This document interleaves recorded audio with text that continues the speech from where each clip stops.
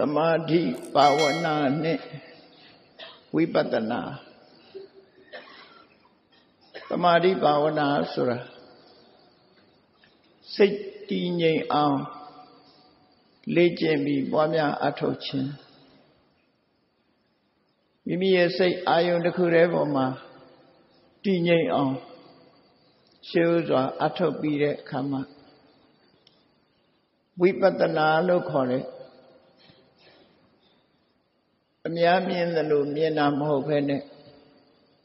ယုံနာဓမ္မသင်္ခါရတွေပေါ်မှာထူးခြားတဲ့အမြင်အဲ့ဒီအမြင်နဲ့ကြည့်တတ်ဖို့အဗ္ဗဓမ္မအရေးကြီးတယ်တရားချက်ခင်သူတော်စင်ပြိဿတ်တို့အနေနဲ့ဒီကနေ့ဓမ္မသဘင်ဆင်ကျင့်ပတာဟာလည်းပဲလူဘဝမှာတတ်တော်ရှိဆိုရမယ်ဒကာကြီးဦးတင်မောင်ရဲ့သက်90ပြည့်နှစ်ပွဲမြတ်စွာဘုရားဒီပင်သက်တော်80ပဲနေခဲ့ရတာဖြစ်တော့90ဆိုတာ10နှစ်တောင်မှဘုရားရဲ့ပိုးနေရတယ်လို့ပြောမှာဖြစ်တယ်အဲ့လိုအသက်ရှည်တဲ့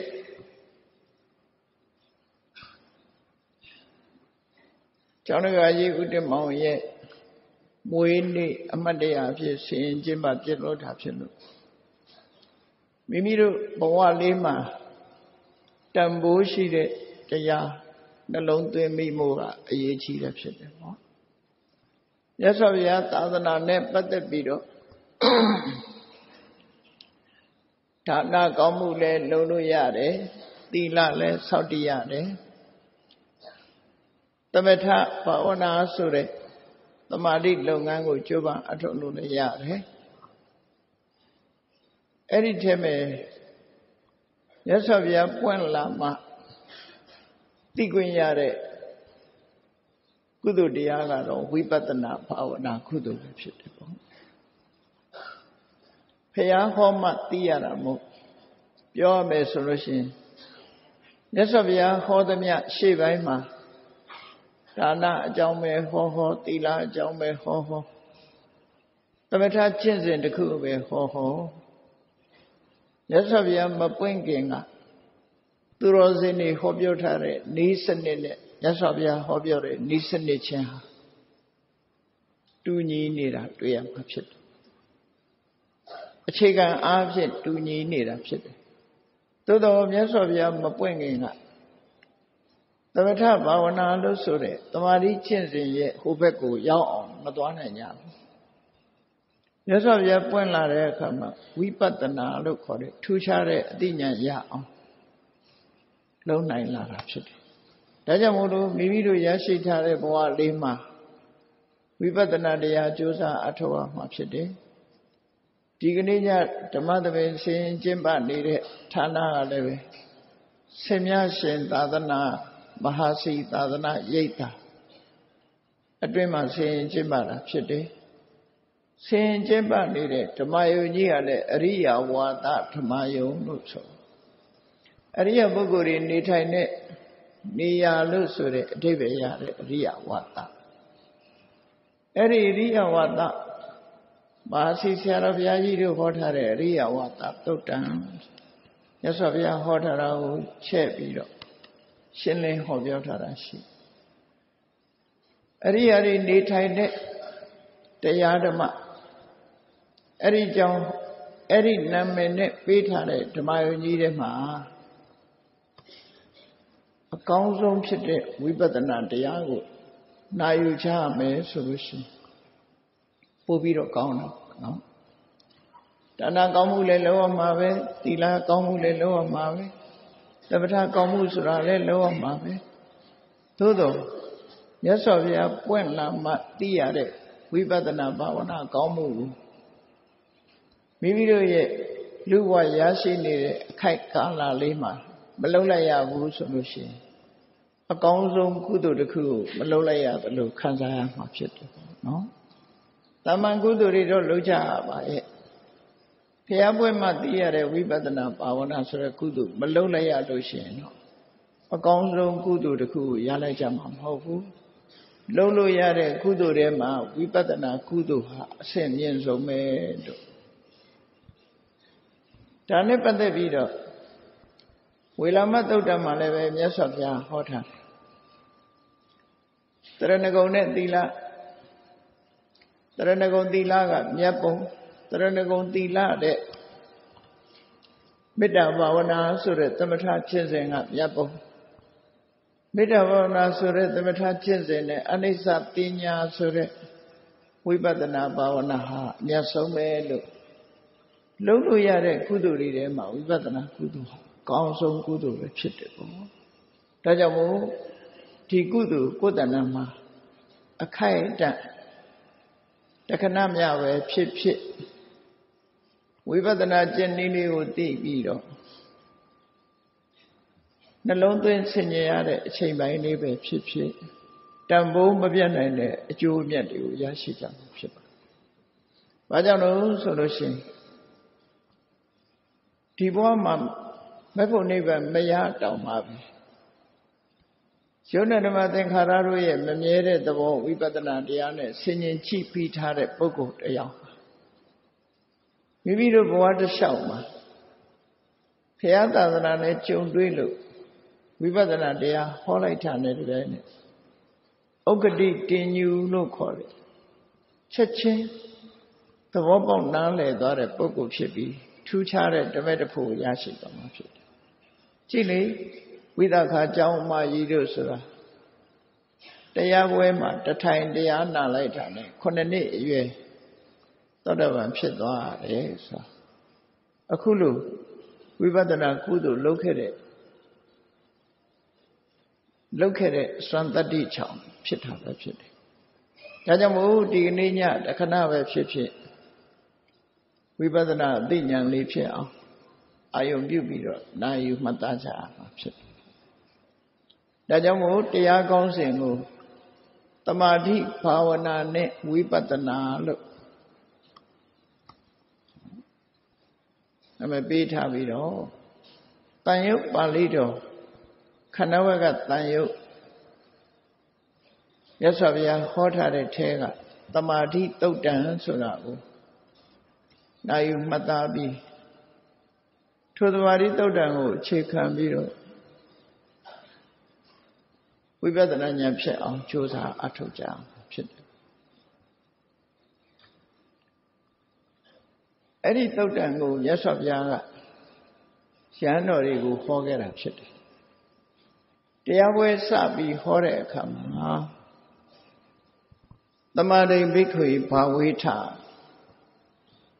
ယန္တုသမာဓိဆိုတဲ့စိတ်တည်ငြိမ်မှုမိမိတို့တဏ္ဍာမှာဖြစ်အောင်တိုးပွားလာအောင်ကြိုးစားကြဘာဝေထပွားတယ်ဆိုတာသမာဓိကိုပွားတယ်ဆိုတာ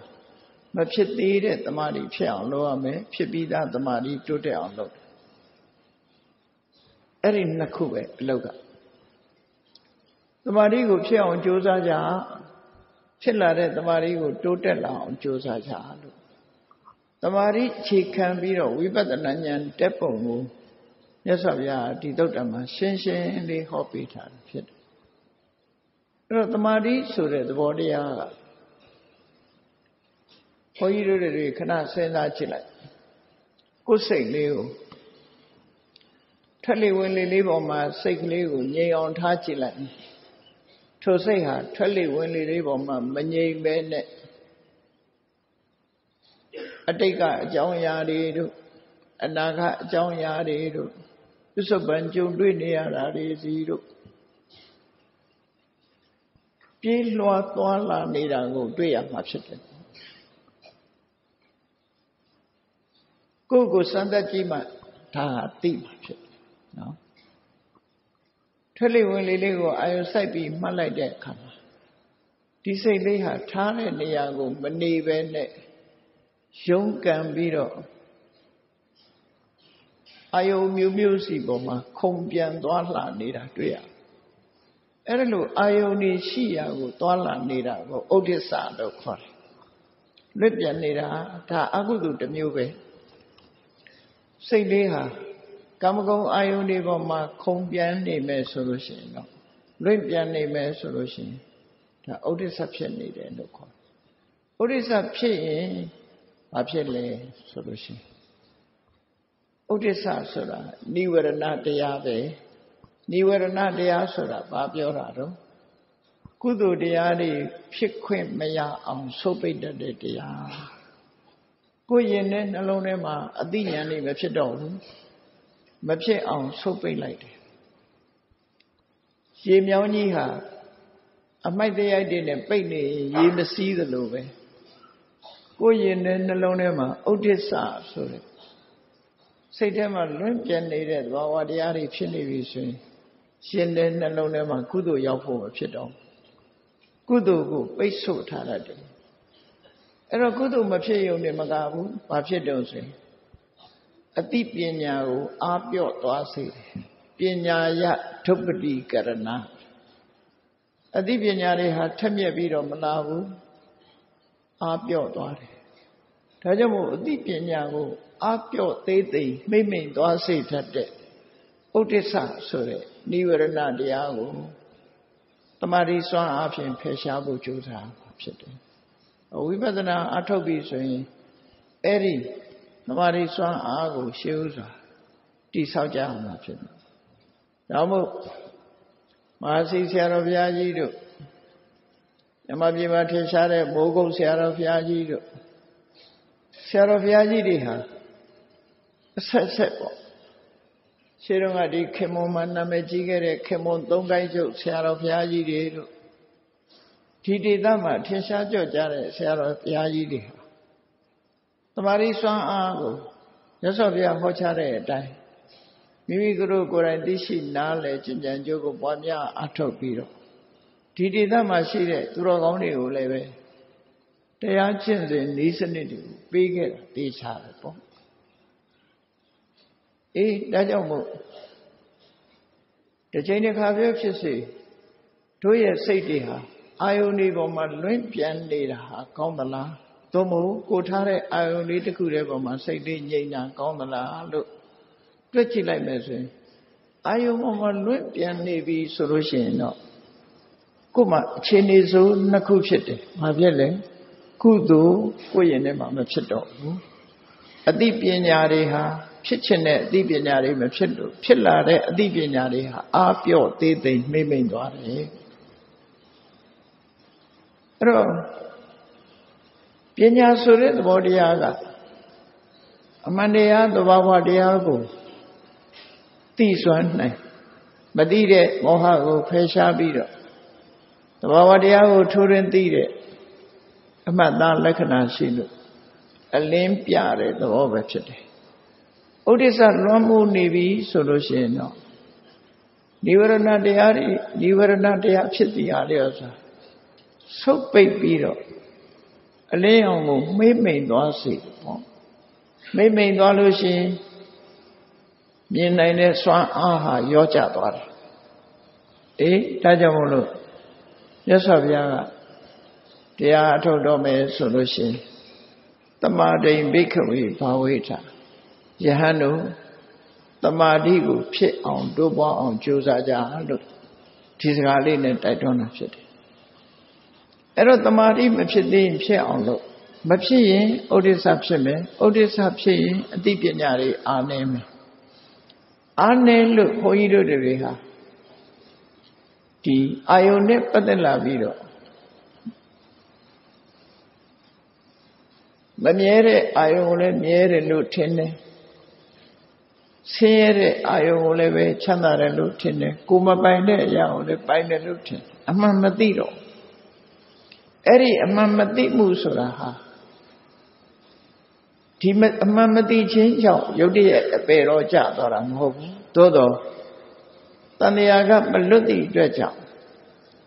တညိတစ်ချိန်တခွေးခွေးမှာတော့အပေဒုက္ခရောက်သွားနိုင်တယ်အမှန်မသိသည့်အတွက်ကြောင့်တန္တရာတခွေးမှာဆင်းရဲဒုက္ခတွေများစွာတွေ့သွားနိုင်တယ်ပေါ့အဲ့ဒါကြီးမားတဲ့အပြစ်အနာစာကြီးတစ်ခုပဲဒါကြောင့်မို့ဘ ဝတကွေးမှာဆင်းရဲဒုက္ခတွေနဲ့မတွေ့ဖို့အတွက်ဒုရတွေဘာလို့သင့်လဲလို့မြတ်စွာဘုရားဟောတဲ့အတိုင်းသမာဓိဘိက္ခုဘာဝိထယဟန်တို့သမာဓိကိုဖြစ်အောင်လုပ်ကြလို့ဆိုကဲသမာဓိကိုဘယ်လိုဖြစ်အောင်လုပ်မလဲလို့ဆိုလို့ရှိရင်တခြားနည်းတွေလည်းရှိတယ်သို့တော့ပို့ပြီးတော့ရှင်းပြရတာလွယ်ကူတဲ့မိမိရဲ့တဏ္ဍာမှာ24နာရီပတ်လုံးအသုံးပြုနေတဲ့အသက်ရှူရှိုက်နေတဲ့ထွက်လေဝင်လေလေးကိုသမာဓိဖြစ်အောင်ကြိုးစားဖြစ်တယ်အဲ့ဒါလေးပေါ်မှာအခြေခံပြီးတော့သမာဓိဖြစ်ဖို့ကြိုးစားတိတ်ဆိတ်ငြိမ်သက်တဲ့နေရာလေးမှာအသာထိုင်ပြီးတော့ထိုင်တဲ့အခါမှာကြာကြာထိုင်နိုင်အောင်လို့မမတ်ကလေးထားပြီးအသက်ကိုပုံမှန်ရှူသွင်းနေတဲ့အချိန်လေးမှာရှူသွင်းလိုက်တဲ့လေရှိုက်ထုတ်လိုက်တဲ့လေလေးဟာနာသီးပြားတနေရာကိုထိထိပြီးတော့သွားတယ်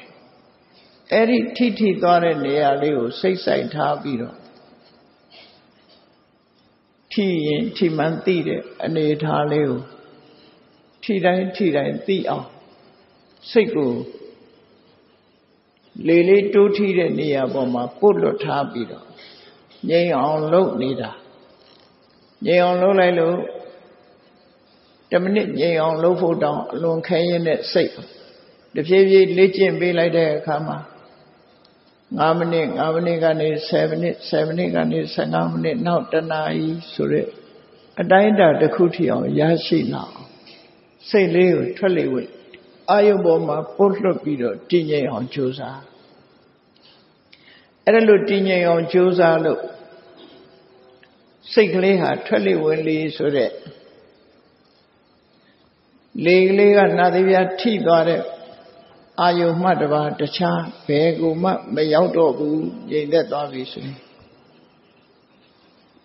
ပထမဥပ္ပစာရသမာဓိဆိုတာရဥ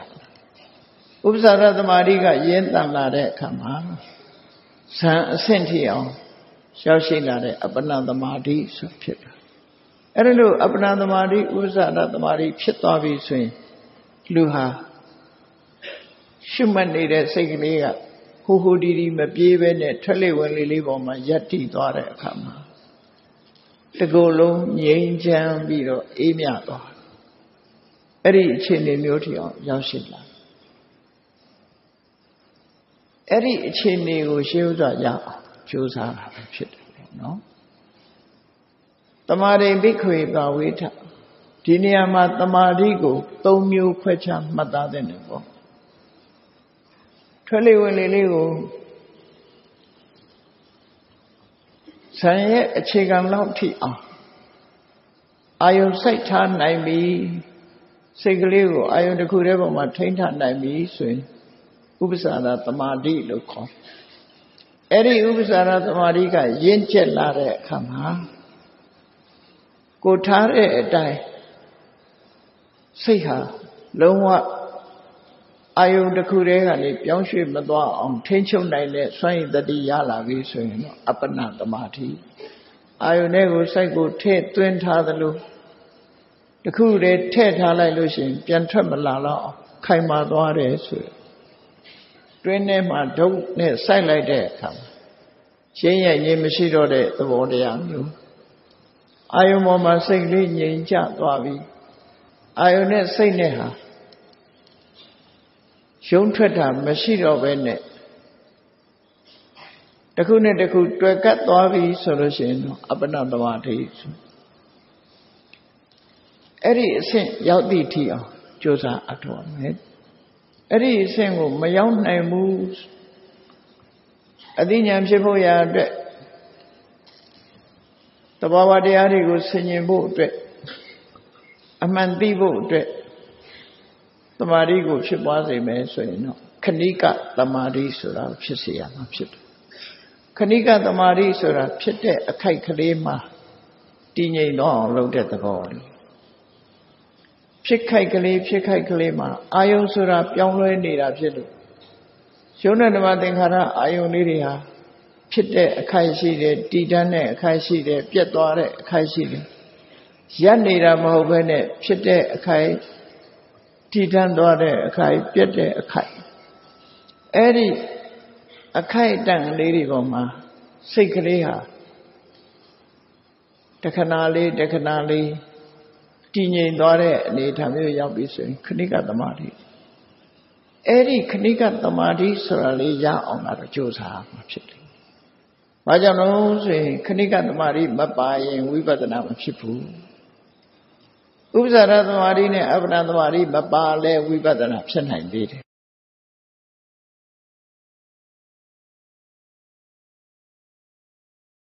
ဝိပဿနာယန္တိကဝိပဿနာတရားကိုတက်တက်သွားတဲ့နီးပေါ့ဝိပဿနာယန္တိကဆိုတဲ့ဝိပဿနာတရားကိုတက်တက်သွားလို့ရှိရင်ဥပ္ပဇာရသမာဓိအပ္ပနာသမာဓိဆိုတာတွေမဖြစ်ဘူးတော့ခဏိကသမာဓိနဲ့သွားအဲ့ဒီခဏိကသမာဓိဆိုတာထွက်လေဝင်လေလေးမှာထွက်ထိခိုက်ကလေးတွေကိုသိအောင်ထိနေတဲ့အခိုက်ကလေးတွေသိအောင်ကြိုးစားအထုတ်ခဏတိုးတောင်းလာတဲ့အတိုင်းအတာလေးတစ်ခုစိတ်ကလေးဟာငြိမ်သွားအောင်လုပ်တဲ့သဘောနာဟိခဏိကသမာဓိဝိနာဝိပဿနာနာမတံဘဝတိဥဇာရသမာဓိအပ္ပနာသမာဓိမပါပဲဝိပဿနာဉာဏ်ဖြစ်နိုင်တယ်ခဏိကသမာဓိမပါပဲနဲ့တော့ဝိပဿနာဉာဏ်မဖြစ်ဘူးတဲ့အနည်းဆုံးခဏိကသမာဓိရှိရမယ်လို့သူတို့ဆိုစပိကျမ်းကနော်အဲ့တော့မြတ်စွာဘုရားဒီမှာဟောထားတာသမာဓိ၃မျိုးလုံးသက်ဆိုင်တယ်လို့ပြောရမှာဖြစ်တယ်ဒါကြောင့်မို့ခဏိကသမာဓိပဲဖြစ်စေအခိုက်အတန့်လေးတွေကိုအာယုံလေးပေါ်မှာစိုက်ကြသွားတဲ့သမာဓိတရားလေးရအောင်အလုံးလုံးပြီးဆိုရင်တော့စတင်ကြရမှာဖြစ်တယ်ပေါ့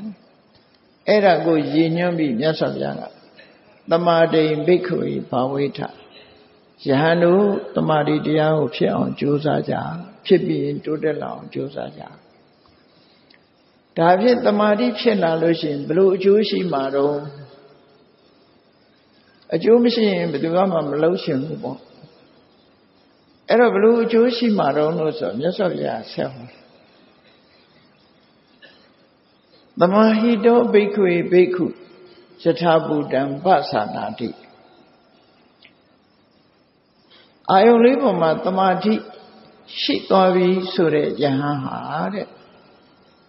ယထာဘူတံပသနာတိသဘာဝအစစ်မှန်ကိုသိတဲ့အသိဉာဏ်ဖြစ်တယ်လို့ပြောတယ်နော်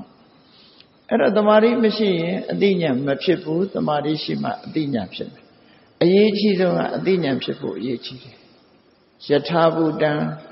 တကယ်ဖြစ်နေတဲ့အဟုတ်အစစ်အမှန်တိုင်းပသနာတိသိလာတယ်ဒါဝိပဿနာဉာဏ်ဖြစ်တာကိုပြောတာသမာဓိရှိပြီဆိုမှဝိပဿနာဉာဏ်ဖြစ်တယ်ကဲဝိပဿနာဉာဏ်ဖြစ်ပုံလေးကိုနည်းနည်းကြည့်လိုက်ခုနကထွက်လေဝင်လေလေးကိုကိုယ့်ကိုယ်စိုင်းရမှာနော်တရားဆိုတာကိုယ့်ကိုယ်အထောက်ကိုယ့်ကိုယ်အထောက်လို့ရှိရင်တော့ဤစနစ်ရှိတော့လဲမလုပ်ဘူးဆိုရင်တော့အကျိုးသက်ရောက်မှုမရှိဘူးဆေးတော့ဆောင်းထားတယ်မတောက်ဘူးဆိုရင်ယောဂမပြောက်ဘူးအဲ့တော့လှုပ်ကြည့်တာကိုတောင်ခုနလိုထွက်လေဝင်လေလေးပေါ်မှာစိတ်လေးငြိမ်သွားအောင်ကြိုးစားလိုက်တဲ့အခါမှာဘာတွေတတိထားမိလာမလဲစိတ်လေးကငြိမ်သွားပြီဆိုလို့ရှိရင်ထွက်လေဝင်လေဆိုတဲ့ဝါယောဓာတ်ဝါယောဖုတ္တပဆိုတဲ့သဘောတရားလေးကတစ်ခုရှုရှိုက်နေတဲ့အချိန်လေးမှာစဉ်းစားကြည့်တစ်ခုနဲ့တစ်ခုမတူတာနော်လေလေးကတွန်းကန်နေလှုပ်ရှားတယ်ဆိုတဲ့သဘောနဲ့ရှုသွင်းလိုက်တယ်ရှိုက်ထုတ်လိုက်တယ်ရှုသွင်းလိုက်တယ်ရှိုက်ထုတ်လိုက်တယ်အဲ့ဒီလေလေးကိုဝါယောဓာတ်လို့ခေါ်တယ်သူကယုတ်တရားတကယ်ကိုယ်တဏ္ဍာမှာရှိနေတဲ့ရုပ်တရားလေတကယ်ဖြစ်နေတဲ့အရာလေအဲ့ဒီရှုသွင်းရှိုက်ထုတ်လုပ်နေတဲ့လေလေးကတိုးထိသွားတဲ့နေရာလေးကကာယပတာရလို့ခေါ်တယ်ထိမှန်သိတဲ့နေရာလေးအဲ့ဒါကကာယပတာရ အဲ့ဒါလို့တိုးထီသွားတဲ့အချိန်လေးမှာထိမှန်းသိလိုက်တဲ့စိတ်ကကာယဝိညာဉ်စိတ်လို့ခေါ်တယ်ဒါအခြေခံအားဖြင့်၃ခုဖြစ်သွားတယ်လေလေးကတစ်ခုလေထီးတဲ့နေရာကာယပတ္တရာလေးကတစ်ခုထိမှန်းသိလိုက်တဲ့ကာယဝိညာဉ်စိတ်ကလေးကတစ်ခုဆို၃ခုဖြစ်သွားတယ်တမာတိလေးရလာပြီဆိုရင်ဩငါတဏ္ဍာမှာဒီ၃မျိုးဖြစ်နေပါလားဆိုသတိထားမိတယ်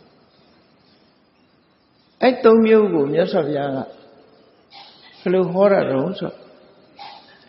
ကာယေသပဋိစ္စဖုတ္တဗေသဥပ္ပစ္စတိကာယဝိညာဏံကာယေသကာပတ္တရာကို၎င်းဖုတ္တဗေသဖုတ္တဗယုံကို၎င်းပဋိစ္စဆွဲပြု၍ကာယဝိညာဏံထိတိစိတ်ဆိုတဲ့ကာယဝိညာဉ်စိတ်ဒီဥပ္ပစ္စတိဖြစ်ပေါ်လာရတယ်ဆိုဟောလေးလေးရဲ့တိုးထီမှုကာယပတ္တရာလေးရဲ့အာယုံကိုခံယူမှုဒီနှစ်ခုပေါင်းစပ်လိုက်တဲ့အခါမှာကာယဝိညာဉ်စိတ်ဆိုတဲ့စိတ်ကလေးအသိစိတ်လေးဖြစ်လာတယ်။ဟောဒီသုံးခုသတိထားမိသွားအဲ့ဒီသုံးခုသတိထားမိသွားတာကိုယထာဘူတံပသနာတိအမှန်တိုင်းသိတယ်လို့ပြောတာကိုယ့်ကိုယ်ဒီတိုင်းအသက်ရှူနေလို့ဘာမှမသိဘူးလေဒီလိုကွဲပြားခြားနားမှုသိတာဒီအတိလေးဟာတဏှာမှာဘယ်တော့မှမသိခဲ့ဘူးတဲ့အတိရသော်ဘုရားမဟောဘူးဆိုလို့ရှိရင်ဘယ်သူမှမသိတဲ့အတိရသော်ဘုရားဟောတာကိုအကြောင်းပြုပြီးဒီအတိလေးကိုသိလာတာအလွန်တန်မိုးရှိတဲ့ကုသိုလ်ကောင်းမှုကြီးလို့ဒီလိုအောက်မေ့သိချီကုန်ကြခံပြီးလှူပေမဲ့လို့ဒီကုသိုလ်ရဲ့အရှိန်ဝါကိုမိချမမိနော်ပစ္စည်းဥစ္စာကုန်ကြတိုင်းအလှကြီးလို့လူတွေကခေါ်ကြပဲမယ်အကျိုးအမြတ်ကြတော့လမ်းခင်းတဲ့ကြောက်တွေကိုနော်ကာယီတွေနဲ့တိုက်ပြီးတော့ရောင်းရတဲ့ပုဂ္ဂိုလ်နဲ့ကိုယ့်ရဲ့လွယ်အိတ်ကလေးထဲမှာသေးသေးလေးကျုပ်ကလေးနဲ့ထည့်လာတဲ့ကြောက်စိမ်းကလေးတို့မဟုတ်ပရမညာကြောက်ကလေးတစ်လုံးနှလုံးဖြူလာတဲ့ပုဂ္ဂိုလ်ကာကြီးတွေနဲ့တိုက်ပြီးတော့လမ်းခင်းတဲ့ကြောက်ကြီးတွေရောင်းချတဲ့ပုဂ္ဂိုလ်နဲ့လောက်กว่าအများကြီးกว่า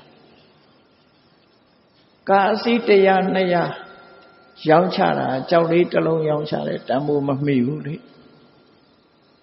အဲ့ဒါလိုပဲအခုလိုရှုမှတ်လိုက်တဲ့ကုသိုလ်ကောင်းမှုရဲ့တန်ဖိုးကိုတမန်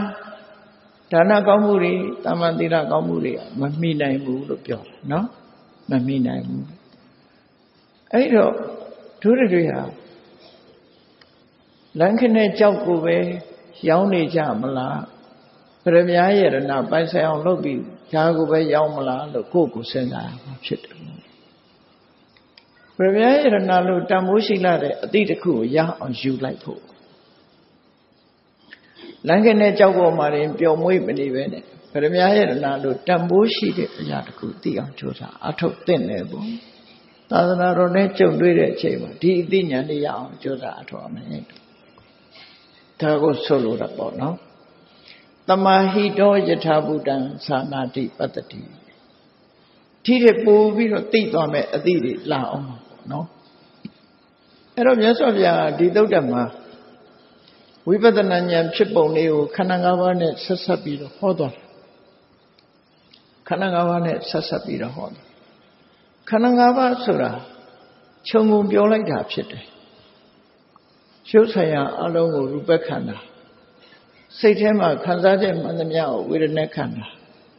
စိတ်ထဲကအာယုံကိုမှတ်သားတဲ့သဘာဝတရားတွေကိုသင်္ညေခန္ဓာနဲ့ဖန်တီးပြုလုပ်တတ်တဲ့သဘာဝတရားတွေကိုသင်္ခါရခန္ဓာစေတနာဥဆောင်တဲ့စေတသိက်50သင်္ခါရခန္ဓာအသိစိတ်လေးကိုဝိညာဉ်နဲ့ခန္ဓာလို့လူတွေမှာရှိတာဓိတယ်မပို့ဘယ်သူပဲဖြစ်ဖြစ်ရုပ်ဆိုတဲ့ body ခန္ဓာကိုယ်ကြီးရှိတယ်ရုပ်ခန္ဓာကိုယ်ကြီးရှိတယ်ရုပ်ခန္ဓာကိုယ်ကြီးကိုအမိပြုပြီးတော့အသိစိတ်နဲ့ရှင်တွဲလာတဲ့ခံစားမှုမှတ်သားမှုစိတ်ဆော်အထုံမှုဆိုတဲ့စေတသိက်ခန္ဓာတွေဖြစ်မဲ့ဆိုရင်ဒီယုံနဲ့နာနှစ်ခုပဲရှိတယ်ဒီနှစ်ခုပဲဖြစ်တာ အဲ့ဒီနှစ်ခုပဲဖြစ်တာသိရှိနားလည်အောင်လုပ်မသိဘူးဆိုလို့ရှိရင်အခြေအနေတစ်ခုဟာဆိုးဝါးလာနိုင်တယ်ပေါ့ဒါကြောင့်မို့မြတ်စွာဘုရားဒီသုတ္တမှာအေးစိတ်လေးကိုတည်ငြိမ်အောင်ရင်လုပ်လာတဲ့အခါကျတော့အမှန်တရားသိလာလိမ့်မယ်သိလာပြီအဲ့တော့မြတ်စွာဘုရားဒီသုတ္တမှာမေခွန်းလေးထုတ်ပြီးတော့ဖြေတယ်ကိစ္စဘိက္ခုယထာဘုဒ္ဓံပသနာတိအခုလို့တမာရီလေးရှိလာပြီဆိုလို့ရှိရင်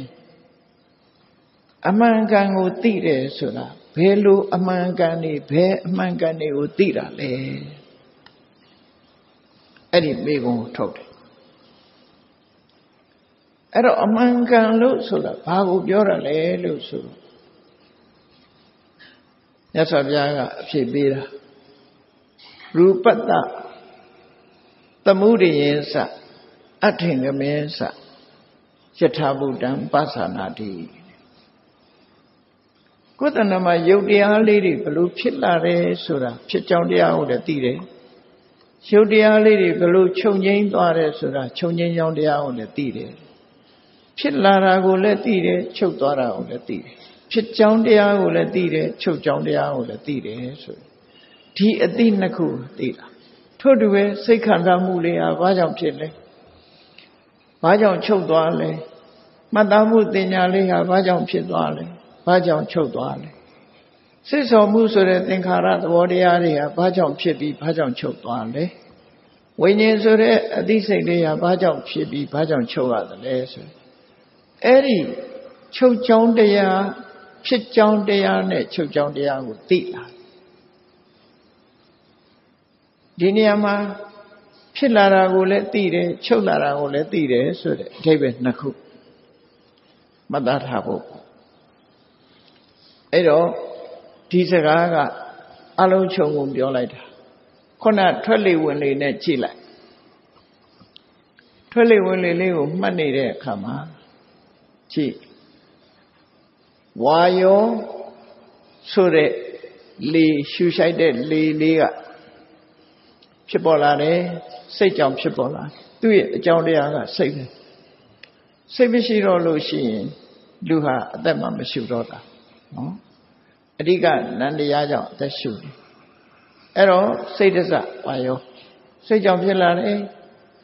အဲ့ဒီစိတ်ကြောင့်ဖြစ်လာတဲ့ဝါယောဓာတ်လေးသူ့ရဲ့ဖြစ်ကြောင်းတရားကိုလည်းသိလိုက်တယ်ကာယပဒါရဆိုတာကံကြောင့်ဖြစ်တဲ့ကံကပေးထားတဲ့ကမ္မဇယုတ်ပဲဖြစ်တယ်အဲ့ဒီနှစ်ခုပေါင်းစပ်လိုက်တော့ထိတိဆိုတဲ့ကာယဝိညာဉ်စိတ်ဖြစ်တယ်ဆိုဟောသူ့အကြောင်းလေးတွေကိုသူသိလာလေလေးကစိတ်ကြောင့်ဖြစ်တယ်ကာယပဒါရကကံကြောင့်ဖြစ်တယ်လေလေးနဲ့ဝါယောဆိုတဲ့ရှူရှိုက်လိုက်တဲ့လေနဲ့နာသီးပြားကကာယပဒါရနဲ့ဆုံစည်းလိုက်တဲ့အခါမှာထိတိဆိုတဲ့အသိစိတ်လေးဖြစ်လာတယ်ဒါနန္တရားဖြစ်လာတာပြောအဲ့ဒါကိုပြောတော့ယထာဘုဒ္ဓံဇာနာတိပတ္တိဆိုဥပမာစဉ်းစားကြည့်ပေါ့အလုံးမြင်မှုတွေ့မှုနေကြတဲ့အရာတွေပဲစီတီးတယ်ဆိုတဲ့နေရာမှာစီကြီးကိုချိတ်ထားတယ်သူ့ဟာသူစီကအလိုလိုမမြည်ဘူးတီးတဲ့လူရဲ့တီးတဲ့ဒုတ်ရဲ့တိခတ်မှုဆိုတဲ့စွမ်းအားရဲ့သုံးခုပေါင်းလိုက်တဲ့အခါမှာစီတန်လေးထွက်လာစီနဲ့စီတီးတဲ့ဒုတ်စီမျက်နှာပြင်နဲ့စီတီးတဲ့ဒုတ်မဆုံမချင်းအဒီအတန်မထွက်ဘူးဆုံလိုက်မှထွက်တယ်အဲ့ဒါလိုပဲဝါယောလေနဲ့နာသီးပြားဆိုတာမဆုံမချင်းကာယပတ္တာရနဲ့မဆုံမချင်းထိတိစိတ်ဆိုတာဖြစ်မလားထိတိစိတ်ကစီတန်နဲ့တူတယ်နော်ထိမှန်းသိလိုက်တဲ့စိတ်တွေကဖြစ်လာစီနဲ့လက်နဲ့စီနဲ့ဒုတ်နဲ့စီမျက်နှာပြင်နဲ့ဒုတ်နဲ့ဆုံလိုက်တဲ့အခါမှာစီတန်ထွက်လာသလိုနာသီးပြားမှာရှိတဲ့ကာပတ္တာရရဲ့ဝါယောဖုတ္တဗယုတ်လေးရဲ့ဒီနှစ်ခုဆုံလိုက်တဲ့အခါမှာထိတိစိတ်ဆိုတာလေးဖြစ်လာအဲ့ဒီအတိလေးသိဖို့ဟာလွယ်လားလို့ဆိုမလွယ်ဘူးအခုတခဏတွင်တရားဟောနေတဲ့အချိန်လေးမှာကိုယ်ခန္ဓာကိုယ်နဲ့စူးစိုက်ပြီးတော့ကြည့်လိုက်ရင်တကယ်လက်တွေ့စမ်းကြည့်လိုက်ပေါ့နော် ကိုယ်အသက်ရှူသွင်းလိုက်လို့ထိရင်သိမသွားဘူးလားဆိုင်တဲ့အခါမှာသိမသွားဘူးလားဆိုတာကိုယ့်ကိုယ်သိအဲ့ဒီလိုအသိလေးသိလာတာဟာယထာဘူတံပဿနာတိဆိုတဲ့အတိုင်းသမာဓိလေးအခိုက်အတန့်လေးမှာသိသွားတာလို့သူတို့ဆိုလို့အဲ့ဒါကိုပြောတာရှုတရားရဲ့ဖြစ်ကြောင်းကိုသိတယ်နော်ဒီနေရာမှာနန္တရားရဲ့ဖြစ်ကြောင်းကိုသိတယ်ထိတိစိတ်လေးကဘာကြောင့်ဖြစ်လာတယ်ဆိုတာသိဥပမာစီတီးတဲ့တုံးနဲ့စီမျက်နှာပြင်နဲ့ဆုံလိုက်တဲ့အခါမှာစီတန်ပေါ်လာသလိုထိတိစိတ်လေးဟာကာယပတာရနဲ့ဖုဒ္ဓဘာယုံဆိုရဒီနှစ်ခုပေါင်းဆုံလိုက်တဲ့အခါမှာဖြစ်ပေါ်လာတယ်ဆိုတော့ရှင်းရှင်းကြီးမြင်သွားဒါကိုပြောတာတမဟိတောယထာဘုဒ္ဓံပဿနာတိမှတ်နေသိတယ်လို့ပြောတာနော်ဒါနမူနာလေးနဲ့ပြောလိုက်တခြားတွေလည်းဒီတိုင်းပဲ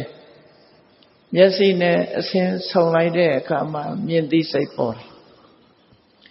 နားနဲ့အသံဆုံလိုက်တဲ့အခါမှာကြားသိစိတ်ပေါ်တယ်နှာခေါင်းနဲ့အနံ့ကလေးဆုံလိုက်တဲ့အခါမှာနံသိစိတ်ပေါ်ထမင်းစားတဲ့အခါမှာရှားလေးနဲ့အရသာဆုံလိုက်တဲ့အခါမှာလျက်သိစိတ်ပေါ်တယ်ဆိုဒီအသိစိတ်လေးတွေပေါ်လာတာနော်အဲ့ဒါလေးတွေကိုတနေ့တစ်ခါပဲဖြစ်စီတခဏပဲဖြစ်စီအာယုံစိုက်ပြီးအောင်ကြိုးစားအထုခြင်း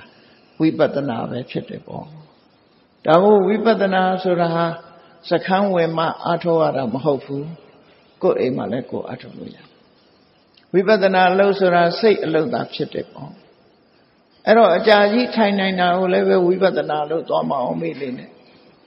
ထိုင်တာမထိုင်တာလည်းအဓိကမဟုတ်ဘူးအရေးကြီးဆုံးကအသိဉာဏ်ကအဓိကဖြစ်တယ်ဆိုတာကိုသတိထားဖို့လိုအပ်တယ်ပေါ့အထိုင်ပြိုင်းနေလို့ကတော့နော်ထိုင်ပြီးအိတ်နေလည်းပဲရတာပဲအထိုင်ပြိုင်ပြီးတော့တရားကိုမပြိုင်လေးနဲ့ထိုင်ပြီးတော့တရားရှိမရှိကထိုင်သူကိုယ်တိုင်ပဲသိတာဖြစ်တယ်ကြံတဲ့ပုဂ္ဂိုလ်ကတော့မသိနိုင်နော်တရားထိုင်ပြီးတော့အိတ်ထားလားသို့မဟုတ်တရားထိုင်ပြီးတော့စိတ်ထဲမှာဘာတွေဖြစ်နေတာလို့ဆိုထိုင်သူကိုယ်တိုင်မှသိမယ်ကြံတဲ့ပုဂ္ဂိုလ်တွေအဲ့သူ့ကိုဆုံးဖြတ်ပေးလို့မရဘယ်နှနာရီထိုင်နိုင်ပါတယ်ဆိုရင်လည်းသူ့ကိုဆုံးဖြတ်ပေးလို့မရနိုင်အဲ့တော့အသိဉာဏ်လေးဟာတခဏပဲဖြစ်ဖြစ်10မိနစ်ပဲဖြစ်ဖြစ်ဒီအသိဉာဏ်ဖြစ်ဖို့အရေးကြီးတယ်ဘုန်းကြီးတို့ငယ်စဉ်ကမဟာစီဆရာတော်ဘုရားကြီးနဲ့တွေ့တဲ့အခါမှာမဟာစီဆရာတော်ဘုရားကြီးကဘုန်းကြီးကိုမိန့်သွားတာလေတခုရှိအေးခုခေတ်ကမ္မထန်ဤတွေတမာရီတော်ဖြစ်ကြပါရဲ့ဉာဏ်ဖြစ်တာနည်းတယ်လို့အဲ့လိုပြောသွားတယ်ဒါဆရာတော်ကြီးကိုယ်တိုင်ပြောသွားတဲ့စကားပဲနော်တမာရီတော်ဖြစ်တယ်အသိဉာဏ်ဖြစ်တာနည်းတယ်ထိုင်နာတွေကပြသွားပြန်တမာရီဖြစ်တာပဲဟုတ်အသိဉာဏ်ဖြစ်ဖို့ရအရေးကြီးဝိပဿနာဆိုတာအသိဉာဏ်ကိုခေါ်တာနော်အဲ့ဒီအသိဉာဏ်ရဖို့ရအတွက်လုံလောက်တဲ့တမာရီလေးတစ်ခုကိုယ်တဏ္ဍမှာထူထောင်တာဒီလိုဆိုလို့တော့ပေါ့အဲ့တော့မြတ်စွာဘုရားကဒီသုတ်တံမှာဒါဟောတာကိဉ္စယထာဘူတံပါဇာနာတိဘာကိုအမှန်ကန်သိတယ်လဲဆိုရုပ်တရားရဲ့ဖြစ်ကြောင်းရုပ်တရားရဲ့ချုပ်သွားပုံဝေဒနာရဲ့ဖြစ်ကြောင်းဝေဒနာရဲ့ချုပ်သွားပုံစသည်ကိုသိတယ်အဲ့ဒီမှာမိဂုံးလေးထပ်တော့တယ်ရုပ်ရဲ့ဖြစ်ကြောင်းဝေဒနာသင်ညာသင်္ခါရဝိညာဉ်တို့ရဲ့ဖြစ်ကြောင်းဆိုတာဘာတွေလဲတဲ့ဆိုပြီးတော့မြတ်စွာဘုရားကြည့်ဝိပဿနာဉာဏ်မဖြစ်ဘူးဆိုရင်ဘာတွေဖြစ်လာမလို့ဆိုတာကိုယ်တဏ္ဍမှာတာမန်နေကြတဲ့ပုထုဇဉ်ပုဂ္ဂိုလ်တွေမှာဝိပဿနာဉာဏ်မဖြစ်ဘူးဆိုရင်ဘာတွေဖြစ်လာတော့ဆိုမြတ်စွာဘုရားဒီမှာဟောတာဣဒဘိက္ခဝေဘိက္ခုအဘိနန္နတိအဘိဝရတိဣသောတယဒိဋ္ဌတိယထာဘူတမသိလိုက်တာနဲ့တပြိုင်နက်ဘာဖြစ်လဲရုပ်ဝေဒနာသင်ညာသင်္ခါရဝိညာဉ်ဆိုတဲ့ဒီခန္ဓာ၅ပါးနဲ့ပတ်သက်လာတယ်အဲ့တော့ခန္ဓာ၅ပါးဆိုတာသူကကျဉ်းလွန်အားကြီးတော့စဉ်းစားကြည့်လိုက်လူတွေမှာဘာနဲ့ပတ်သက်ပြီးတော့နေကြတယ်ဆိုရင်မျက်စိနားနာလျှာကာယဒါတွေကရုပ်တွေနော်အကြံဉာဏ်အဖြစ်မျက်စိနားနာလျှာကာယရုပ်မနာနဲ့ဓမ္မအချို့က နန္တရားအဲ့တော့သူရဲ့စိတ်ထဲမှာရူပယုံတတ္တယုံကဏ္ဍယုံရတ္တယုံဖုတ္တပယုံဆိုတာရုပ်အာယုံနေပဲဓမ္မယုံထဲမှာလည်းပဲရုပ်အာယုံအချို့ပါတယ်ပေါ့အဲ့တော့မျက်စိနဲ့လားဆုံတာကအဆင့်အာယုံမျက်စိကလည်းရုပ်တရားဆုံတာကလည်းအဆင့်အာယုံကလည်းရုပ်တရားနားနဲ့အသံနှာခေါင်းနဲ့အနံ့လျှာနဲ့အရသာခန္ဓာကိုယ်နဲ့အထိတွေ့အဲ့ဒီဆုံစည်းမှုတွေရှိလာအဲ့ဒါတွေဟာရုပ်တရားတွေပဲအဲ့ဒီရုပ်တရားတွေကိုဝိပဿနာဉာဏ်နဲ့မဆင်ញင်နိုင်ဘူးဆိုရင်ဘာဖြစ်လာလဲ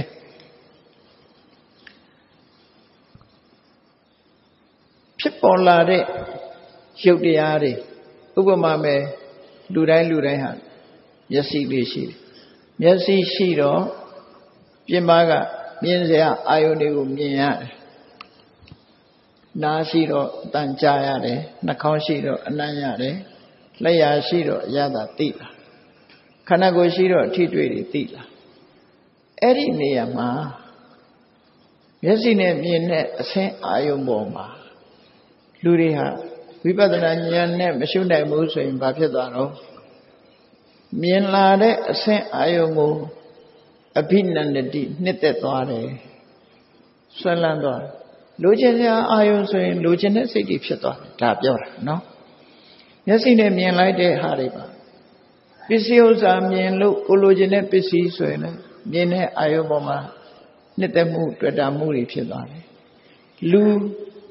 ခင်မင်စရာကောင်းတဲ့လူတယောက်ကိုမြင်လိုက်လို့ရှိရင်စိတ်ထဲမှာခင်မင်သွားတယ်ဆိုလို့ရှိရင်လေဒါလည်းရုပ်တရားပေါ်မှာနှစ်သက်သွားတယ်လို့ခေါ်တာအဝတ်ဝတ်မဲ့အခါမှာလှပတဲ့ဒီဇိုင်းနဲ့ fashion နဲ့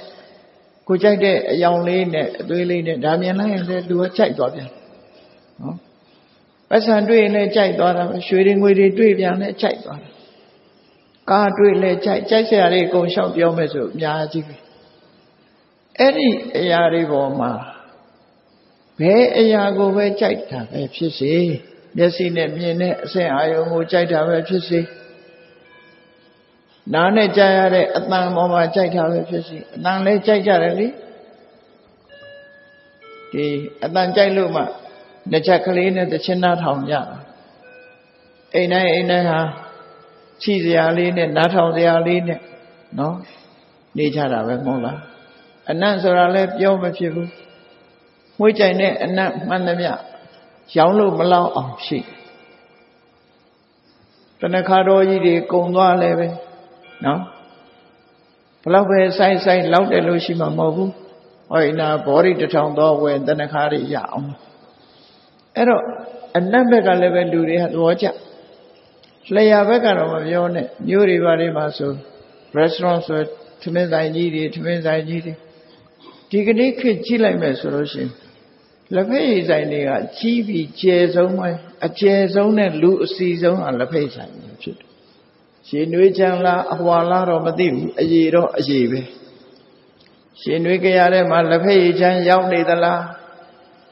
မူရတဲ့အရေတွေရောက်နေသလားတော့တောက်တဲ့လူတွေမှသိမှာပေါ့နော်ရှင်နွေးကြရကိုတနေ့ကုန်ထိုင်တောက်နေချသလားသို့မဟုတ်တခြားအရေကိုပဲတောက်နေချသလားအစီကားဆုံးကတော့လက်ဖက်ရည်ဆိုင်ကြီးတွေပဲဘယ်မှာပဲဖြစ်မိတွေထိန်းနေအောင်ထွန်းပြီးမလက်ကြည့်လို့ရှိနေရင်အဲ့ဒါဘာလို့ဆိုဇီဝင်စပရိစ္ဆရသင်္စဥပ္ပစ္စတိဇီဝဝိညာဏမယ်အဲ့ဒီပုံမှာရုပ်ပုံမှာနှစ်သက်နေကြပြောလိုက်မယ်ဆိုရင်တခွန်းနဲ့ပြောလို့ရတဲ့ရုပ်ပဲနော်မျက်စိကမြင်ရတဲ့အဆင့်အာယုံကိုနှစ်သက်တယ်နားကကြားရတဲ့အသံကိုနှစ်သက်တယ်နှာခေါင်းကနမ်းရှူရတဲ့အနံ့လျှာနဲ့လဲရတဲ့အရသာနှစ်သက်တယ်ခန္ဓာကိုယ်ကထိတွေ့တွေကိုနှစ်သက်တယ်လို့ဆိုအာယုံ၅ပါးတွေမျက်စိနာနာလျှာကာယမှာလာတိုက်ဆိုင်တာတွေမှန်သမျှကိုအဘိနန္ဒတိအလွန်အမင်းနှစ်သက်ကြတယ်လူတွေကလက်ခံနေကြတယ်အဲ့တော့ဝိပဿနာမရှိဘူးဆိုရင်ဘာဖြစ်လဲတဏှာဖြစ်လာပြီလို့ဆိုလို့နော်ရှင်းနဲ့နှစ်သက်ပြီးတော့လူကနှစ်သက်ယုံနဲ့စိတ်แท้ဖြစ်တာလားဆိုတော့မဟုတ်ဘူးမြတ်စွာဘုရားရူပံအဘိနန္ဒတိရုပ်ကိုအလုံးကိုနှစ်သက်တယ်အလုံးကိုကြိုက်တယ် ဘောကြတယ်အဘိဝရတိကောင်းလိုက်တာလို့ပါဇက်ကထုတ်ပြောလောက်အောင်ကိုကြိုက်တာတို့ဆိုလို့တယ်နော်ကောင်းလိုက်တာဆိုပြီးပါဇက်ကထုတ်ပြောရလောက်အောင်ကြိုက်တာအဘိဝရတိဣဇောတာယတိဋ္ဌတိအဲ့ဒီကြိုက်တတ်တဲ့တဏှာကလွှမ်းမိုးပြီးတော့မျိုးချလိုက်ပြီးတကယ်တော့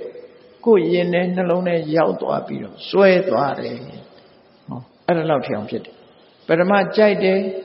ကောင်းလိုက်တာလို့ချီးမွမ်းတယ်ပြီးရင်ဆုပ်ကင်ထားလိုက်လောက်အောင်ရင်ထဲရောက်သွားတယ်လို့ပြောတယ်အဲ့ဒီအတိုင်းအထိရောက်သွားလို့ရှိရင်တော့အတော်နဲ့ထုတ်ဖို့ခက်သွားတယ်ရင်ထဲရောက်သွားပြီစားထားတဲ့အစာတစ်ခုကိုအန်ထုတ်ဖို့ဆိုတာခက်တယ်လေအဲ့ဒါလိုပဲကိုယ်ရင်ထဲနှလုံးထဲမှာစွဲသွားတဲ့တဏှာမျက်စိကမြင်တဲ့အစင်ပဲဖြစ်ဖြစ်နားကကြားတဲ့အတန်ဆိုလို့ရှိရင်မဆုံးနိုင်ပါဘူးအရူပန်နေအများကြီးထွက်နော်ဟိုတစ်ချင်းဒီတစ်ချင်းအဟောင်းနေအသစ်တွေကိုယ်ဗမာပြည်ကပြီးသားတစ်ချင်းနားမထောင်ရင်တော့ဘာတွေဆိုမှမသိတဲ့ဟာတွေလည်းနားထောင်ညနော်ဒုံဒုံတိုင်းတိုင်းအုံးဆိုလို့ရှိရင်သဘောတွေကျအဲ့ဒါလို့ရှင်ထဲမှာစွဲညှိသွားတဲ့အရာတွေဟာအလုံးဟာဒီယုတ်တရားတွေဖြစ်နေတယ်ဒီအတန်းအဲ့ဒါတွေဟာဝိပဿနာဉာဏ်နဲ့ကာကွယ်ခြင်းမရှိသည့်အတွက်ကြောင့်လူတွေရဲ့တဏ္ဍာမှာဘာတွေတိုးတက်နေတော့ဆိုရင်တွေ့တာမှုဆိုတဲ့တဏှာတွေပဲတိုးတက်နေတယ်ဒါပြောတာနော်တဏှာတွေတိုးတက်နေသည့်အတွက်ကြောင့်ဘာဖြစ်လို့ဆိုအဲ့ဒီတဏှာတိုးတက်လာတဲ့အခါမှာရုပ်ကိုနှစ်သက်တယ်အဆင့်အာယုံအဆင့်အတန်အနတ်အရသာတွေကိုနှစ်သက်တယ်ကြိုက်လိုက်တာကောင်းလိုက်တာလို့ပြောတယ်ရင်ထဲနှလုံးထဲမှာစွဲပြီးတော့ရောက်ရှိသွားတယ်ဆိုတဲ့ပုဂ္ဂိုလ်မှာတဲ့အဆင့်အာယုံနဲ့ပတ်သက်ပြီးတဏှာတွေဟာတိုးတက်လာတယ်တိုးတက်လာတော့တဏှာတွေရပ်သွားလာလို့ဆိုမရပ်ဘူးဘာဖြစ်လဲတဏှာဆွဲလန်းမှုဆိုတဲ့ဥပါဒံဖြစ်လာတယ်နန္ဒီဆိုတဲ့ကျင့်နှမှုတဏှာဖြစ်လာတဲ့အခါမှာဆွဲလန်းမှုဆိုတဲ့ဥပါဒံဖြစ်တယ်တဏှာပစ္စယဥပါဒံဒီမှာတော့မြတ်စွာဘုရားတဏှာဆိုတဲ့စကားလုံးမသုံးဘဲနဲ့နန္ဒီပစ္စယဥပါဒံနန္ဒီဆိုတဲ့အကြိုက်ပေါ်မှာဆွဲလန်းမှုတွေဖြစ်လာဥပါဒနာပစ္စယဘောတဲ့ကြိုက်လာပြီးဆွဲလာပြီးဆိုရင်သူကဘာလုပ်လဲဒီရရှိလာဖို့အတွက်ကြိုးစားလာတယ်ကံနေလှုပ်လာတယ်ပေါ့နော်ကုသိုလ်ပဲလှုပ်လို့အကုသိုလ်ပဲလှုပ်လို့ဒါတွေရဖို့အတွက်ကြိုးစားလာတယ်အဲ့ဒါကိုဥပါဒနာပစ္စယဘဝကမ္မဘဝဥပပတ္တိဘဝတွေဖြစ်လာဘဝပစ္စယဇာတိအဲ့ဒီဘဝရှိလာပြီးကမ္မဘဝဖြစ်လာပြီဆိုရင်ဇာတိလို့ခေါ်တဲ့ဘဝတစ်ခုမှသွားမွေးတယ်အခုဘုန်းကြီးတို့တွေလူဘဝမှာမွေးတာပြီနော်လူဘဝမှာမွေးလို့ဖြစ်နေကြပြီဖြစ်နေတော့ဘာတွေလာနေတော့ဆိုရင်ဇာတိပစ္စယဆရာမရဏအိုးလာပြီနော်ဒါကယေဥတ္တမောင်ဆို60ဆိုအိုးလာပြီပေါ့နော်သူတို့အိုးလာကြီးလာလူတိုင်းဟာလည်းပဲအသက်တည်းကြီးလာဘာကြောင့်ကြီးလာဇာတိရှိလို့ကြီးလာဆရာဖြစ်လာတယ်ဆရာပြီးရင်နောက်ကြပါဖြစ်လဲမရဏပဲကြာဘဝတစ်ခုကသေဆုံးခြင်းနဲ့ပဲအဆုံးသတ်တူကိုဘယ်သူပဲဖြစ်ဖြစ်သေဆုံးခြင်းနဲ့ပဲအဆုံးသတ်ဘဝပစ္စယဇာတိပစ္စယဆရာမရဏဒီကြားထဲမှာဘာတွေလာတော့ဆိုရင်တောကပရိဒေဝဒုက္ခဒေါမနတဥပါယတဆိုတယ်ဆိုရင်ချင်းအလိုမကြတဲ့အခါငိုကြွေးရခြင်းကိုဆင်းရဲခြင်းစိတ်ဆင်းရဲခြင်းစိတ်ပင်ပန်းခြင်းဆိုတဲ့ဒုက္ခတွေလာဧဝမေတ္တကေဝလတဒုက္ခခဏတသမှုရေဟောတိအဲ့ဒီနည်းနဲ့ပဲဒုက္ခတက်လောကကြီးမှာဖြစ်နေတာလေဟောဘုန်းကြီးတို့တွေဝိပဿနာမရှုလိုက်ဘူးဆိုလို့ရှိရင်မျက်စိကမြင်ရတဲ့အဆင်အာယုံနားကကြားရတဲ့အသံအာယုံနှာခေါင်းကနားရှုရတဲ့အနတ်အာယုံလဲရတဲ့အရသာအာယုံထိတွေ့ရတဲ့ဖုဒ္ဓဘာယုံအဲ့ဒီအာယုန်တွေကိုဆွဲလန်းသွားပြီဆိုရင်တော့ဥပါဒံကနေကမ္မဘဝကနေဇာတိကနေစရမရဏတောကပရိဒေဝဒုက္ခဒေါမနတဆိုဟောဒုက္ခတက်ကြီးပဲ ဆက်တိုက်ဖြစ်သွားမှာဖြစ်တယ်ပေါ့အဲ့ဒါဟာရုပ်တရားဖြစ်မှုပဲနေရာထဲမှာလဲနေကြတာပေါ့ဘယ်လိုလုပ်ရမလဲပရိစ္ဆေသမုပ္ပါဒ်ကြီးကိုဒီနေရာမှာမြတ်စွာဘုရားပရိစ္ဆေသမုပ္ပါဒ်ကိုအလယ်ကနေဖောက်ဟောလိုက်တာနော်မျက်စိဟာမြင်ရတဲ့အဆင့်အာယုံကိုနှစ်သက်လိုက်တယ်ဆိုတာရုပ်ကိုနှစ်သက်တာတဲ့အတန်ကိုနှစ်သက်တာရုပ်ကိုနှစ်သက်တာဝေဒနာဒီအနံ့ကိုနှစ်သက်တာအရသာကိုနှစ်သက်တာအထီးတွေးကိုနှစ်သက်တာရုပ်ကိုနှစ်သက်တာဟုတ်ပြီရုပ်ကိုနှစ်သက်လို့ရှိရင်ဘာဖြစ်လဲတဏှာပစ္စယဥပါဒံဖြစ်တယ်ဘဝဖြစ်တယ်ဘဝဖြစ်ရင်ဘာဖြစ်လဲဘဝပစ္စယဇာတိမွေးဖွားခြင်းဆိုတာလာမယ်မွေးဖွားခြင်းလာတော့ဘာဖြစ်လဲဇာတိပစ္စယသရမရဏဒီကြားထဲမှာတောကပရိဒေဝဒုက္ခဒေါမနတဥပါယတာဆိုတာဒီပြဿနာတွေဟာမလွဲမသွေရှောင်ရှားလို့မရတဲ့အနေအထားမျိုးတွေဖြစ်လာတယ်ဘယ်သူများရှောင်ရှားနိုင်တယ်လဲလောကမှာလူအဖြစ်မွေးလာတဲ့လူတယောက်ဟာအသက်ရှင်နေမဲ့ဆိုလို့ရှိရင်အိုခြင်းနဲ့ရင်မဆိုင်ခြင်းလို့မရဘူးလေအိုခြင်းနဲ့ပဲရင်ဆိုင်ရမှာပဲနောက်ဆုံးလည်းသေခြင်းနဲ့ပဲရင်ဆိုင်ရမှာပဲဖြစ်တယ်ဒီကြားထဲမှာလည်းပဲအလိုမကျတောကဒုက္ခဒေါမနတဆိုတာတွေနဲ့ရင်ဆိုင်ရမှာအလုံးဟာဒုက္ခတွေကြီးပဲလို့ဒုက္ခတွေရဲ့အဖြစ်ကိုသေချာရှုမြင်သုံးသပ်လာနိုင်တယ်လို့ဆိုဒါဖြင့်ချုပ်ချောင်းတရားကိုအမှန်ကန်သိသွားတယ်တမာရီရှိလို့ချုပ်ချောင်းတရားကိုအမှန်သိတယ်ဆိုတာဘယ်လိုလဲဝိပဿနာဉာဏ်နဲ့ဆင်ခြင်သုံးသပ်တဲ့ပုဂ္ဂိုလ်ဟာမျက်စိနဲ့မြင်တဲ့အဆင့်အာယုံနားနဲ့ကြားရတဲ့အသံအာယုံနှာခေါင်းနဲ့နမ်းရှူရတဲ့အနံ့အာယုံလျှာနဲ့လျှရတဲ့အရသာအာယုံထိတွေ့ရတယ်ကိုယ်ကာယနဲ့ထိတွေ့ရတဲ့အထိတွေ့အာယုန်တွေနဲ့ပတ်သက်လာပြီးတော့ဒါတွေဟာရုပ်တဘာဝတရားတွေများတာဖြစ်တယ်ငါလည်းမဟုတ်ဘူးအခုဖြစ်ပြီးအခုပြည့်သွားမဲ့သဘောတရားတွေများတာဖြစ်တယ်လို့ဝိပဿနာဉာဏ်အသိဝင်လိုက်တာနဲ့တပြိုင်နက်ဘာဖြစ်တော့နာဘိနန္တိအဲ့ဒါတွေကိုမနှစ်သက်တော့ဘူးတဲ့မနှစ်သက်ဘူးဆိုတာတဏှာမဖြစ်ဘူးလို့ဆိုလို့တယ်နော်မနှစ်သက်ဘူးမနှစ်သက်လို့ကောင်းလိုက်တာလို့လည်းမပြောတော့ဘူးနာဘိဝရတိနိဇောတာယတိဋ္ဌတိဒါရီရင်ထဲထီအောင်လည်းရောက်မသွားတော့ဘူးလို့ဆိုလို့အဲ့ဒါလို့မရောက်တော့ဘူးဆိုရင်ဘာဖြစ်လဲမနှစ်သက်ခြင်းဆိုတာတဏှာချုပ်ငိမ့်သွားခြင်းပဲဖြစ်တယ်တဏှာချုပ်ငိမ့်လို့ရှိရင်ဥပါဒံချုပ်ငိမ့်တယ်ဥပါဒံချုပ်ငိမ့်လို့ရှိရင်ကမ္မဘဝချုပ်ငိမ့်တယ်ကမ္မဘဝချုပ်ငိမ့်လို့ရှိရင်ဇာတိချုပ်ငိမ့်တယ်ဇာတိချုပ်ငိမ့်လို့ရှိရင်စရမရဏဆိုတာချုပ်ငိမ့်တယ်စရမရဏတောကပရိဒေဝဒုက္ခဒေါမနတဥပါယတာဆိုတဲ့ဒုက္ခတွေချုပ်ငိမ့်သွားတယ်ဒီနည်းနဲ့ဒုက္ခတွေဆုံးသက်သွားတယ်ချုပ်ငိမ့်သွားတယ်လို့ဆိုတဲ့မြတ်စွာဘုရားကတန်မြာကထွက်လန်းကိုလည်းပဲဒီသုတ်တမှာအခုလိုဟောလိုက်တာနှစ်ပိုင်းဟောထားတာပဲဖြစ်တယ်အဲ့ဒီအခြေအနေမှန်တွေကိုသိဖို့ရအတွက်သမာဓိရအောင်ရင်ကြိုးစားကိုယ်ခန္ဓာကိုယ်အာယုစိုက်ပြီးတော့သိအောင်ကြိုးစားဘာကြောင့်လို့ဆိုရင်ဒီဝိပဿနာတရားဟာမြတ်စွာဘုရားပွဲမှာ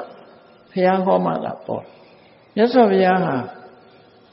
အလုံးဘုရုရင်ကို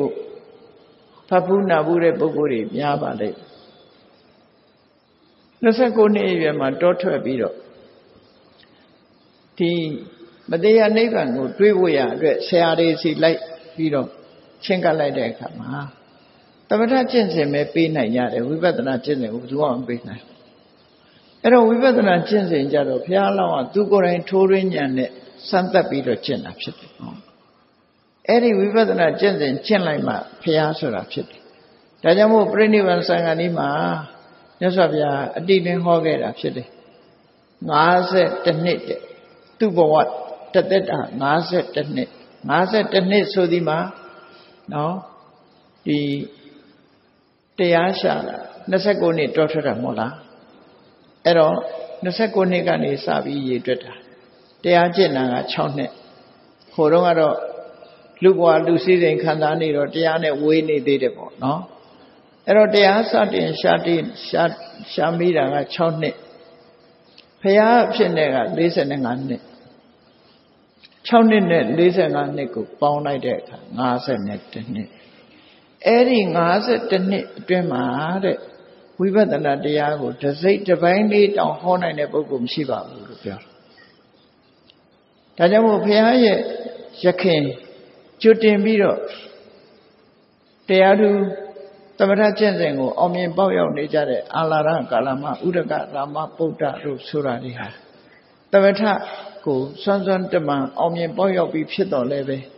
ဝိပဿနာကိုမကျင့်နိုင်သည့်အတွက်ကြောင့်တန်တရားတွေကထွက်မသွားကြဘူးဒီနေ့ကျရင်တန်တရားတွေပြန်ရောက်လာကြရှိနေသေးတယ်တန်တရားကထွက်တဲ့နိလန်းကိုမတွေ့ခဲ့ကြဘူးမြတ်စွာဘုရားကြမှသာအားလုံးမှာဘယ်ရမှမမြဲဘူးသဗ္ဗေသင်္ခါရအိဋ္ဌာဆိုတဲ့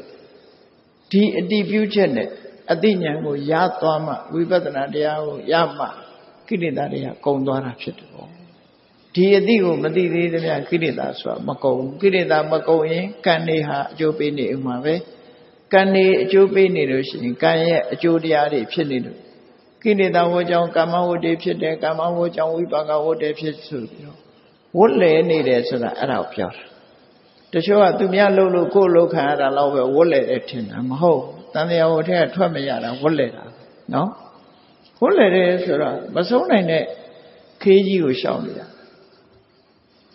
စီပုတ်တဲ့အခါမှာစီစုံမှာပတ်ပြီးတော့ရှောင်နေရတဲ့နွားဟာမဆုံးနိုင်တဲ့ခေးကိုရှောင်နေရတယ်လို့ပဲအဲ့ဒါလိုပဲတန်တရားကြီးထဲမှာမဆုံးနိုင်တဲ့ခေးကြီးကိုရှောက်သွားနေရတာဒါဝတ်လဲနေခြင်းပဲဖြစ်တယ်ကိလေသာဝရှိလို့ကာမဝတ္တေဖြစ်တယ်ကာမဝတ္တေဖြစ်လို့ဝိပါကဝတ္တေဖြစ်တယ်ဝိပါကဝတ္တေဖြစ်လို့ကိလေသာဝကဖြစ်လာပြန်တယ်ကိလေသာဝဖြစ်သည့်အတွက်ကြောင့်ကာမဝတ္တေဖြစ်ပြန်တယ်ကာမဝဖြစ်လို့ဝိပါကဟောကိလေသာဝကာမဝဝိပါကဝဆိုဝတ်သုံးပါးလဲနာဒါပရိစ္ဆသမုပ္ပါဝတ်သုံးပါးဆိုတာပြောတာနော်အဲ့တော့ပရိစ္ဆသမုပ္ပါဆိုတာစာကိုတဲ့အောင်းမိတ်မနေနဲ့ပရိစ္ဆသမုပ္ပါကြည့်ပြီးတော့စာရဲဟာတွေကိုရွတ်နေရတယ်လို့မအောင်မိနဲ့ကိုဟာပရိစ္ဆသမုပ္ပါဒ်မှာလဲနေတယ်ဆိုတာကိုတတိထားဖို့လိုတယ်ပေါ့ကိုယ်တဏ္ဍမှာအဲ့လိုဖြစ်နေတာမသိဘူးဆိုလို့ရှိရင်ဘာကြောင့်မသိတာလဲဆိုရင်တမာတိအားနည်းနေသေးလို့မသိတာတမာတိကိုတိုးမြင့်ပြီးတော့အတိညာဏ်ကိုရင့်ကျက်အောင်ကြိုးစားအထောက်အမှာဒါကြောင့်မို့မြတ်စွာဘုရားကတမာတိဘိက္ခွေဘာဝေထတမာဟိတောယထာဘုဒ္ဓံပသနာတိယဟန်တို့တမာတိကိုကိုယ်ရင်နဲ့နှလုံးထဲမှာဖြစ်အောင်ကြိုးစားကြတမာတိဖြစ်အောင်ကြိုးစားလို့ရှိရင်ယထာဘုဒ္ဓအမှန်ကန်နေသိလိမ့်မယ်အဲ့ဒီအမှန်ကန်နေဆိုတာဟာဒီတန်တရားဘာကြောင့်လဲနေရတယ်ဆင်းရဲဒုက္ခတွေဘာကြောင့်ဖြစ်ရတယ်ဆိုတဲ့အမှန်ကန်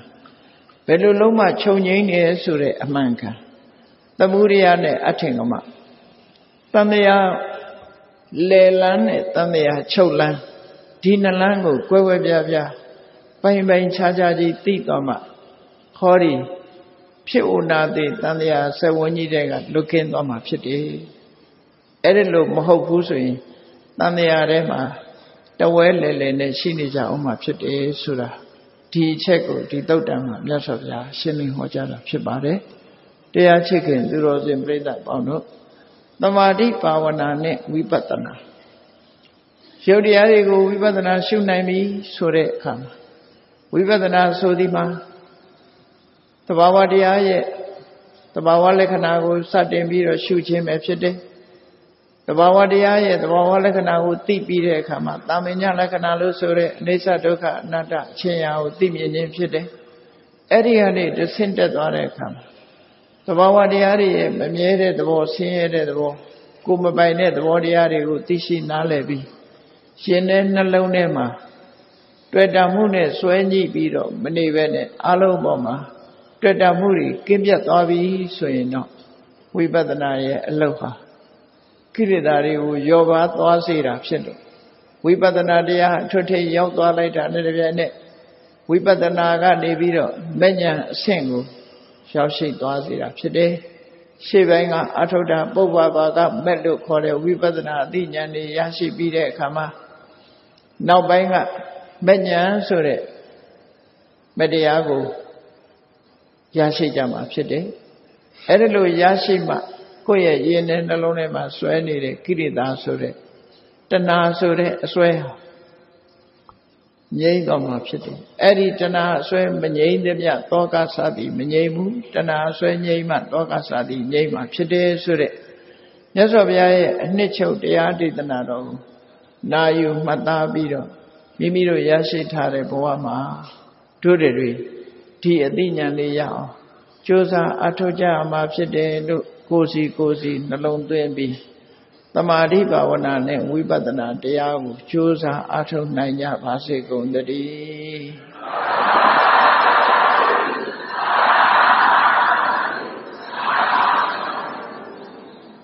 မေတ္တာပို့ရအောင်တတ္တဝါများစွာဖြေရန်กว่าချမ်းသာကြပါစေတတ္တဝါများစွာဖြေရန်กว่าချမ်းသာကြပါစေမေတ္တာရည်ချမ်းကောင်းငါဖြံငြိမ်းချမ်းကြပါစေမေတ္တာရည်ချမ်းကောင်းငါဖြံငြိမ်းချမ်းကြပါစေသက်ရှိချမ်းသာစိတ်ချမ်းသာကိုယ်ရဆန္ဒပြည့်ပါစေသက်ရှိချမ်းသာစိတ်ချမ်းသာကိုယ်ရဆန္ဒပြည့်ပါစေဓမ္မောတရံပိဝိတဝါနဝိသာတဗ္ဗေတမုဟတာအစရမရာတိတိဘာဝောနိဗ္ဗာနံ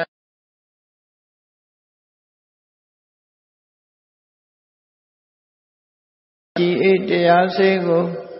ပိဝိတဝါဝန္တာရှင်ပြတောက်ကြရနာကြရကုန်သောကြောင့်ဝိသတဗေပူဇာညစ်နောက်ကိလေသာဆေအတောက်ဟူသမျှတို့သည်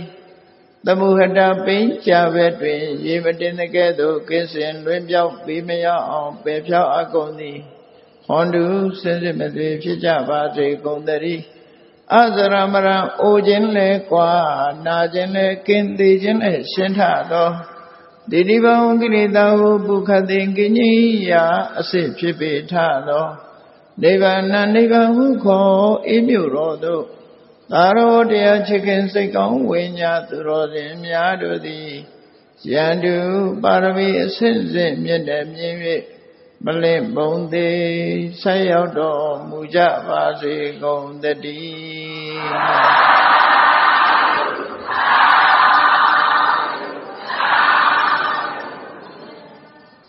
ရှိချက်ချအားလုံးရှိချက်ခုအရှင်ဖယားဘုရားပိတော်တို့သည်ဓမ္မအတိညာရာရှိမှသာလင်နိဗ္ဗာန်ချမ်းသာကိုမျက်မှောက်ပြုနိုင်ပါသောကြောင့်ဓမ္မအတိညာရာရှိစေရန်ဤတန်ကြလျက်ဓမ္မသဘင်ဆင်ကျင်ပါပြုလုပ်ကြ၍အမတဒါနာဓမ္မဒါနာတရားအလူတော်ကိုဖိလူကြပါကုန်၏တရားတော်မြတ်ကိုယုတိလေးမြတ်စွာမမတ်သားသာအာယုထားလျက်အာကြားကြပါကုန်၏တရားတော်မြတ်ကိုတတ္တဗဝုထုအစွစွတော်ဖြင့်ပူဇော်ကြပါကုန်၏ယနေ့ယခုအာထုတ်ပြုလုပ်ကြရသောဉာဏ်ဟောရခြင်း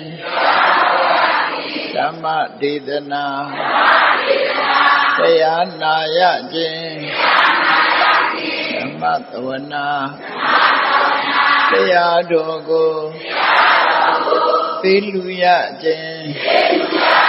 ဓမ္မဒါနတရားတော်ကိုပူဇော်ရခြင်းဓမ္မပူဇာကုသိုလ်စေရနာဖြာဖြာတို့သည်ဒုက္ခခတ်သိသုံးငြိမ်းရမှယနိဗ္ဗာန်ဤအကြောင်းထောက်ပံ့ဖြစ်ပါစေသာရှင်ဖျားဤကောင်းမှုဤအဖို့ဘာကကိုအမိအဖအဖို့အဖွာဆရာသမားမဆ၍ကဘာသူကဘာသာလူနတ်ပြမတတ္တဝများတို့အားအမြအမြဝေငှပါကုန်၏ကုသိုလ်အမြကိုယ်စီရကြကုန်သည်ဖြစ်၍ကိုယ်စိတ်နှဖျားချမ်းသာကြသည်ဖြစ်ကြပါစေကုန်သတည်း